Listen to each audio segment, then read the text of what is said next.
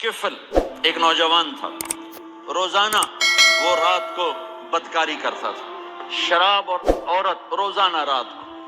ایک رات ایک لڑکی کو 60 دینار میں لے کر آیا۔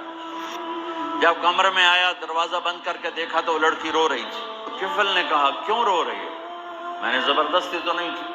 اس نے کہا کفل میں عزت دار ہوں، بھوک نے یہاں تک پہنچایا۔ تو کفل رونے لگا، کہنے لگا بہن جس عزت کے ساتھ آئی تھی اسی عزت کے ساتھ چلی جائے، میرے لیے دعا کرتے، میں بہت کمینہ انسان۔ لڑکی چلی گئی، تھوڑی دیر کے بعد وہ مر گیا۔ صبح ہوئی، جیسا اس شخص کا کردار تھا، نہ اس کو کوئی نہلانے آتا نہ کوئی کندھا دینے آتا، اس شہنشاہ پہ قربان۔ صبح ہوئی تو لوگوں نے کیا دیکھا؟